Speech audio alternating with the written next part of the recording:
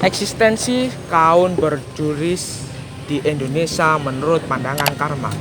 Di dalam bukunya yang ditulis oleh Karl Marx yang berjudul Das Kapital, yakni menjelaskan mengenai kaum berjuris dan kaum proletar. Kaum berjuris yang dimaksud Karl Marx adalah kaum yakni kalangan atas atau kaum penguasa seperti pemilik tanah, mesin produksi, dan kaum proletar yang dimaksud adalah kaum buruh, yakni di mana kaum kalangan bawah. Yang saat ini jika di Indonesia adalah kaum berjuris itu adalah kaum penguasa politik atau elit-elit politik. Sedangkan kaum proletar adalah kaum buruh atau masyarakat biasa. Eksistensi kaum berjuris di Indonesia tercermin dengan adanya partai-partai politik yang ada di Indonesia. Hal ini juga didukung dengan adanya sistem presidensial threshold.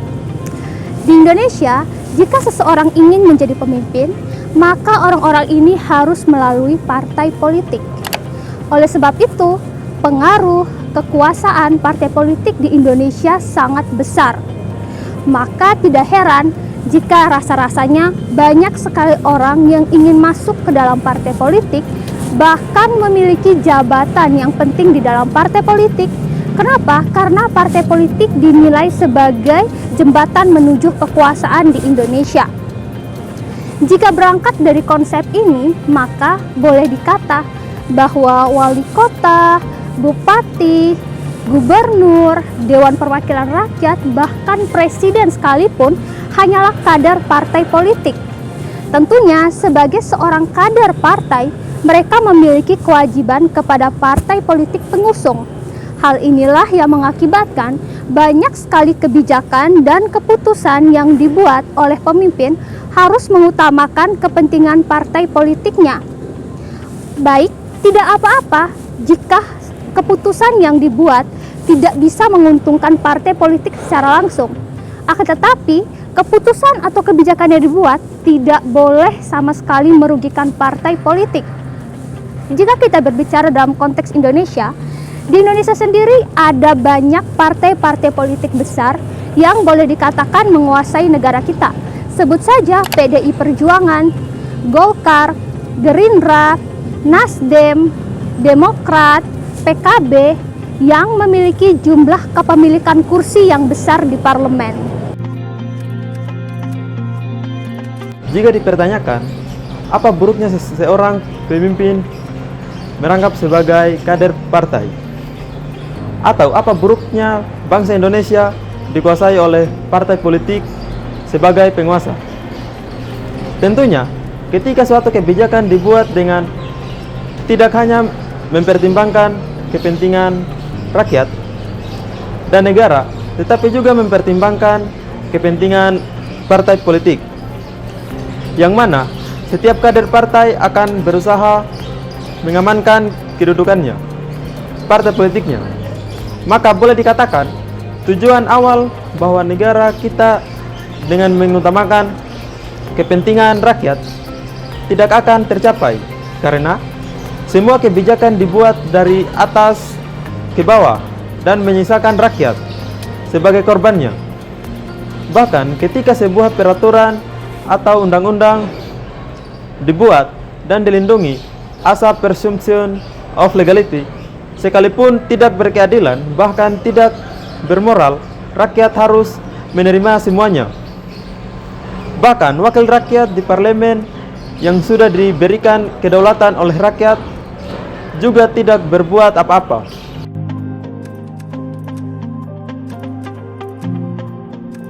Elit-elit politik di Indonesia gemar berargu strategi demi mempertahankan dan merebutkan kekuasaannya dengan menghalalkan berbagai cara.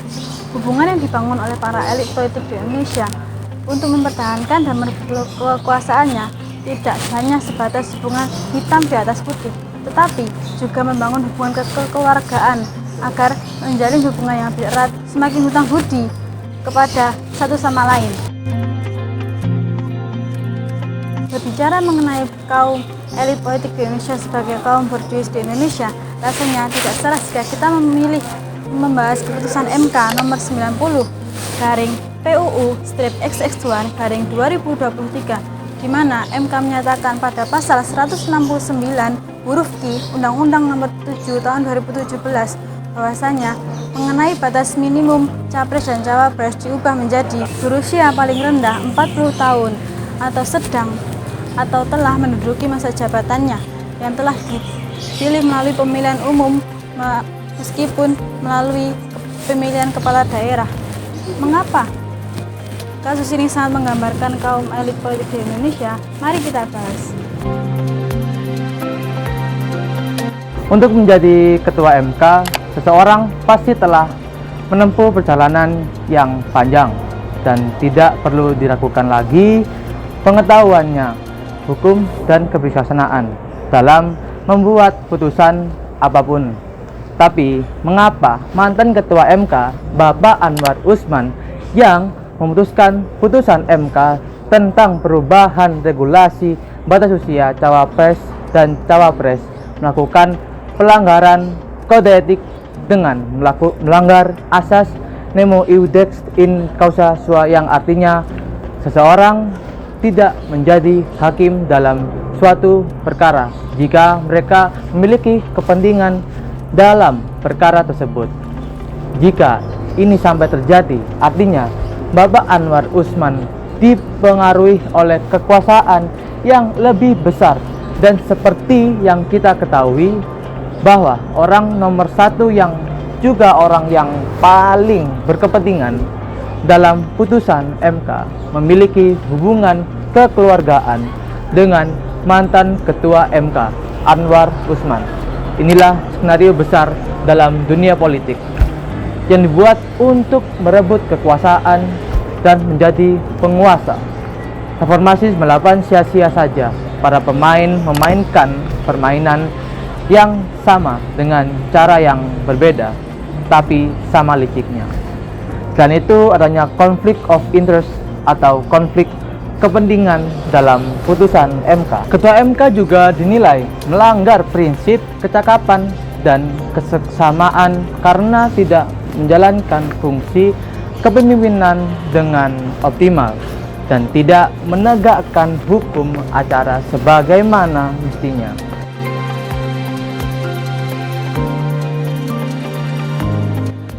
Indonesia, meskipun menganut sistem pemerintahan demokrasi di mana rakyat yang memegang kedaulatan tertinggi, namun tidak bisa kita pungkiri bahwa masih terdapat dua kelas atau kelompok yang berbeda. Jika kita melihat dari sudut pandang Karl Marx menyimpulkan ada dua kelas dan juga sudut pandang yang berbeda, yaitu kelas kaum proleta dan juga kelas kaum borjuis. Yang diidentifikasikan saat ini, kaum borjuis sendiri adalah para elit politik dan juga para pemilik partai politik. Sedangkan kaum proleta adalah rakyat biasa. Seperti yang sudah disebutkan, bahwa eksistensi kaum borjuis tercermin dari adanya partai-partai politik yang berkuasa pada bangsa ini. Sehingga itulah yang membuat orang-orang yang ingin menjadi pemimpin atau yang ingin berkuasa berbondong-bondong ingin masuk ke dalam partai politik. Seperti yang kita lihat sejauh ini dalam dunia perpolitikan, para elit politik mampu melakukan segala cara demi mempertahankan kedudukannya. Dan seperti kasus yang sudah disebutkan sebelumnya tentang keputusan MK, seorang hakim yang sudah memiliki pengalaman di bidang hukum yang cukup matang dan juga perjalanan yang tidak sebentar dalam dunia hukum mampu membuat keputusan yang sangat tidak masuk akal. Yang ini berarti beliau sudah dipengaruhi oleh orang yang lebih berkuasa di balik semua ini. Sehingga apa yang terjadi jika Indonesia terus-menerus dikuasai oleh partai politik? Maka status negara demokrasi yang tersemat pada bangsa ini sebenarnya hanyalah pajangan belaka, karena pada dasarnya kaum-kaum borjuislah yang akan berkuasa pada negeri ini.